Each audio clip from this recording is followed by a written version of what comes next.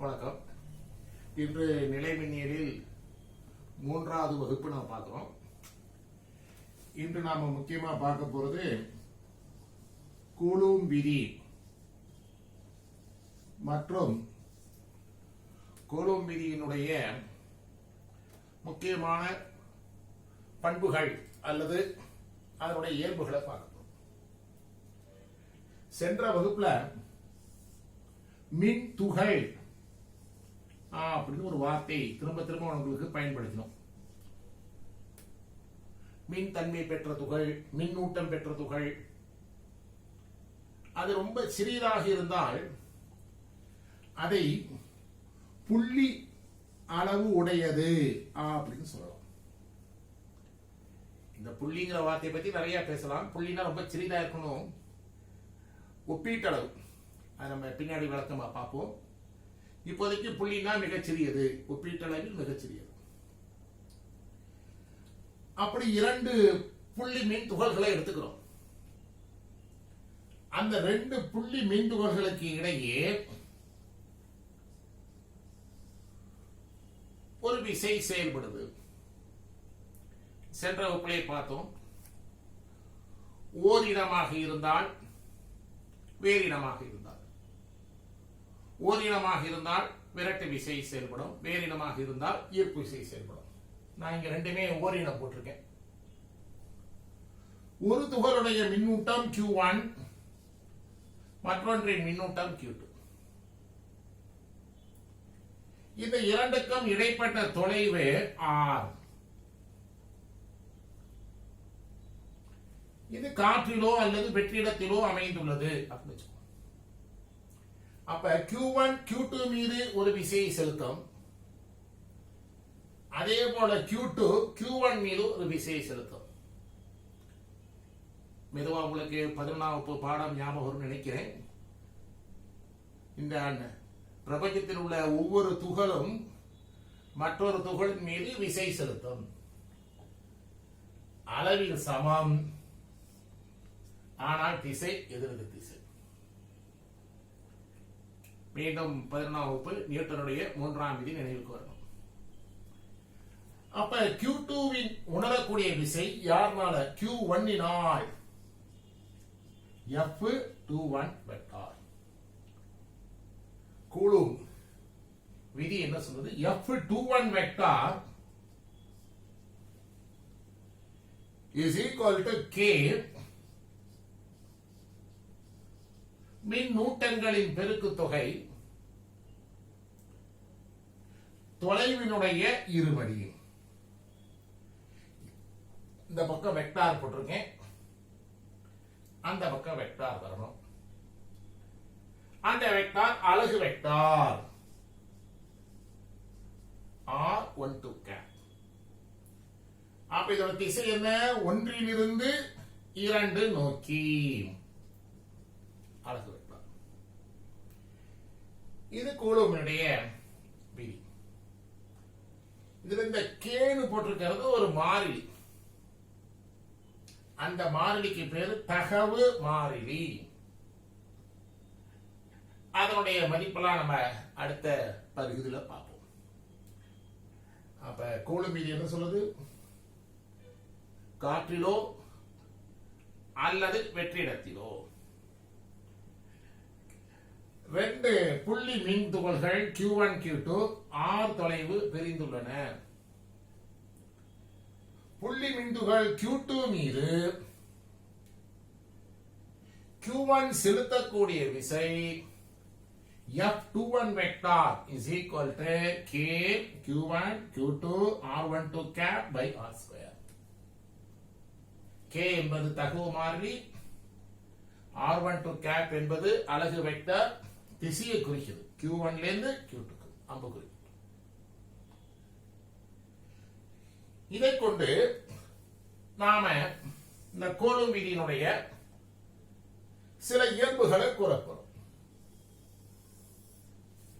இந்த கூலும் விதியினுடைய இயல்புகள் சொல்லும் பொழுது புத்தகத்துல நிறைய இருக்கும். முக்கியமான கீவேர்டு, முக்கிய வார்த்தைகள் என்னவோ அதை மட்டும் ஞாபகம் வச்சுட்டோம்னா வாக்கியங்கள் அமைச்சிடலாம். அப்ப பக்கம் பக்கமா படிச்சு நாம் அதை நினைவுல சின்னதா ஞாபகம் வச்சுக்கணும்.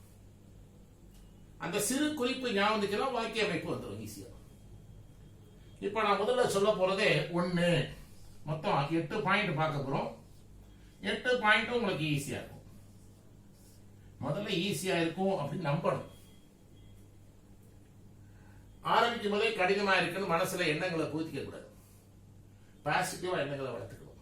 சவுண்ட்பாட்டை பார்த்த உடனே பயப்படக்கூடாது. மேல இருக்கிற சவுண்ட்பாட்டை பார்க்கணும். அதை விட இது எளிமையா இருக்கும். விசை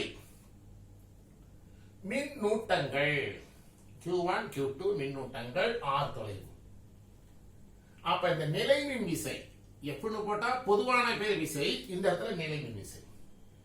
நிலைமின் விசையானது மின் துகள்களின் மின்னூட்ட மதிப்புகளின் பெருக்கும் தொகைக்கு நேர்த்தகவு. இடைப்பட்ட தொலைவின் இருமடிக்கு எதிர் தகவு. முதல் வார்த்தை எண் மதிப்பை பத்தி பேசி முடிச்சிட்டோம். இப்ப அடுத்தது இதனுடைய திசையை சொல்லணும். திசை இந்த முதல் படத்துல இந்த படத்திலேயே இருக்கு. இந்த திசை எப்படி காமிச்சிருக்கோம்? 2வது பாயிண்ட் R12 கேப். அப்ப இதனுடைய திசை Q1 மின்னூட்டத்திலிருந்து Q2 மின்னூட்டத்தை வைக்கும். 2 மின்னூட்டங்களில் இணைக்கும் கோட்டின் வழியாக செயல்படும். அப்ப 2 மின்னூட்டங்களில் இணைக்கக்கூடிய கோடு இப்படி கிடைமட்டமா தான் இருக்கணும் அவசியம் இல்லை. புத்தகத்துல போட்டிருக்கிற மாதிரி நீங்க இப்படி சாய்வா கூட படம் போட்டுக்கலாம். நான் ஒரு எளிமைக்காக போட்டிருக்கேன். 2 இணைக்கக்கூடிய கோட்டின் வழியாக செயல்படும். சார் இந்த கோடு நீங்க இப்படி போட்டிருக்கீங்க, வலது பக்கம் நோக்கி போட்டிருக்கீங்க, இடது பக்கம் நோக்கி போட்டா இடது பக்கம் நோக்கி போட்டா திசை மாறிடும். அப்ப இது R12 கேப்னு போடுறத R12 மைனஸ் கேப்னு போடணும். முன்னாடி மைனஸ் குறிப்போம். ஏன்னா திசையை மாத்திட்டோம். 2 பாயிண்ட் முடிஞ்சது. முதல் பாயிண்ட் எண் மதிப்பு, 2வது பாயிண்ட் திசை. இவ்வளவு ஞாபகம். 3வது பாயிண்ட், பாயிண்ட் நம்பர் 3 அலகு.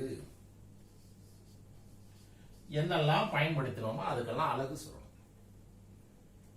இந்த ப்ரப்போர்ஷனை எடுத்துட்டு நேர்த்தகவுங்கிற குறியை எடுத்துட்டு சமக்குறி போட்டுருக்கோம். அப்ப இங்க ஒரு மாறிலி, அந்த மாறிலிக்கு தான் பேர் என்ன வச்சிருக்கோம்? தகவு மாறிலி. அந்த தகவு மாறிலி K equal to 1/4π epsilon naught. இதோட மதிப்பு சோதனையின் மூலமா கண்டுபிடிச்சிருக்காங்க. 9 × 10⁹9. அலகு newton metre square coulomb power -2. இந்த மாதிரி பெரிய அலகுலாம் மறந்து போச்சுன்னா பயப்படக்கூடாது. கொஞ்சம் மெதுவா பார்க்கணும். இங்க K, இங்க எப்சிலன் நாட். சோ வாய்ப்பாடு இங்க இருக்கு. விசைக்கு என்ன அலகு? நியூட்டன். குறுக்கால பெருக்குங்க. தொலைவின் இருமடிக்கு என்ன அலகு? Metre square. இதுக்கு கூலும் அதுக்கு கூலும் பெருக்கினா கூலும் ஸ்கொயர். கீழே வருது குறுக்கு பெருக்கல். மேல வரும்போது கூலும் பவர் -2. அடிப்படையான அலகுகள் தெரிஞ்சா எந்த பெரிய அலகுகளையும் நம்மளால எழுத முடியும். அடிப்படை அலகு மட்டும் தெரியும். அடுத்து இந்த எப்சிலான் நாட்டுன்னு என்ன? விடுதிறன், காற்று அல்லது வெற்றிடத்தின் விடுதிறன். 8.85 × 10⁻⁻12. இந்த அலக தலைகீழ் எழுதும். தலைகீழ் என்னாகும்? கூலும் மைனஸ் பிளஸ் ஆயிடும். Coulomb square newton power -1 metre power -2. முத பாயிண்ட் விசையின் எண் மதிப்பு, விசையின் திசை, நாம பயன்படுத்துற அலகு மற்றும் மதிப்புகள். நாலாவது ஒரு எளிமையான ஒரு சின்ன விளக்கம். விசையினுடைய மதிப்புக்கு ஒரு சின்ன கணக்கு போட போறோம். 2 மின்னூட்டங்கள், இதுவும் ஒரு கூலும் அதுவும் ஒரு கூலும், இரண்டுக்கும் இடைப்பட்ட தொலைவு 1 மீட்டர் என்றால் செயல்படும் விசை எவ்வளவு? இதான் கேள்வி. இப்படி போட்டா வெக்டர் எஃப் மேல அம்புக்குறி போட்டா, இப்படி போட்டா எண் மதிப்பு மாடுலஸ். இப்ப வாய்ப்பாடு சொல்லுங்க. கே கேக்கு என்ன மதிப்பு? இந்த இங்க இருக்கும் 9 இன்டூ 10⁻9. எழுதி. அடுத்தது Q1. Q1க்கும் மதிப்பு ஒரு கூலும், Q2க்கும் மதிப்பு ஒரு கூலும். அப்ப 1 இன்டூ 1 பை தொலைவின் இருமடி. தொலைவு r ஈக்குவல் எவ்வளவு?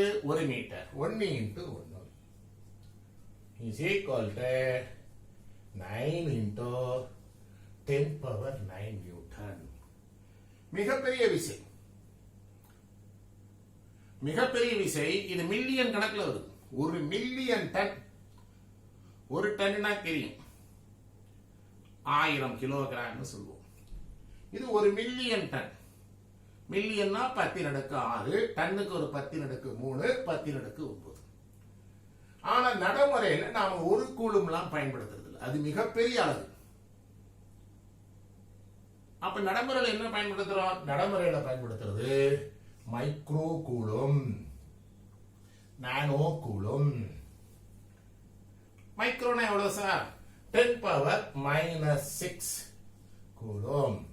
நானோ 10⁻⁻9 கூலும். அஞ்சாவது பாயிண்ட். இதுவரைக்கும் நாம பேசினதெல்லாம் இந்த மின் துகள் காற்று அல்லது வெற்றிடத்தில் இருக்கிறதுன்னு சொன்னோம். வேறு ஏதாவது ஊடகத்தில் இருந்தால், தண்ணிக்குள்ள இருந்துச்சுன்னா, எண்ணெய்க்குள்ள இருந்துச்சுன்னா, அப்ப மதிப்பு மாறும். இந்த வாய்ப்பாட்டில் அப்படியே கையை வச்சுக்கணும். இந்த கேக்கு பதிலாக என்ன போடுறோம்? நம்ம 1/4π எப்சிலான் நாட்டுன்னு போடுறோம். நாட்டுன்னு போறதுக்கு பதிலா 1/4π எப்சிலான். அப்ப F21 1/4π epsilon naught Q1 Q2 by R square R12 cap. இது காற்றுக்கு. ஊடகமாய் இருந்தா F21 vector equal to 1/4π epsilon. எது எதா மாறிடுச்சு? எப்சிலான் நாட்டுங்கிறது எப்சிலான் மாறிடுச்சு. பாக்கி மதிப்பெல்லாம் அதே. Q1 Q2 by R square R12 cap. இது காற்றுக்கு, இது ஊடகத்துக்கு. இந்த எப்சிலான்ல 2 இருக்கு. இந்த எப்சிலானுடைய மதிப்பு இந்த எப்சிலான் நாட்டை விட பெருசு. எப்சிலானா ஊடகத்தின் விடுதிறன். எப்சிலான் நாட் காற்று அல்லது வெற்றிடத்தின் வெளியின், அந்த பரந்த வெளியினுடைய விடுதிறன். இது ரெண்டையும் ஒப்பிட்டு பார்க்கலாம். அப்படி ஒப்பிட்டு பார்க்கறதுக்கு ஒரு பேர் வைக்கிறோம். எப்சிலான் ஆர் சார்பு விடுதிறன். எல்லாத்தையுமே நம்ம காற்றோட ஒப்பிடுவோம். அப்ப epsilon by epsilon naught. Epsilon naught மதிப்பு இங்க இருக்கு. எப்சிலான் ஆர்ங்கிறது ஒரு பரிமாணமற்ற அலகு அற்ற மதிப்பு. இந்த மதிப்பு காற்றாக இருந்தால் 1, மற்ற ஊடகமாக இருந்தால் greater than 1. வேற ஏதாவது ஊடகமாக இருந்தால். 5 பாயிண்ட் முடிஞ்சிருச்சு.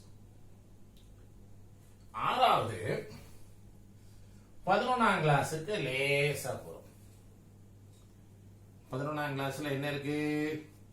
ஈர்ப்பியல் விசை. இப்ப பாக்குறது நிலைமின் விசை. இன்னொரு பேர் கூலும் விசை. எப்படி வேணாலும் சொல்லிக்கலாம். கூலும் விசைன்னு சொல்லிக்கலாம், நிலைமின் விசைன்னு சொல்லலாம்.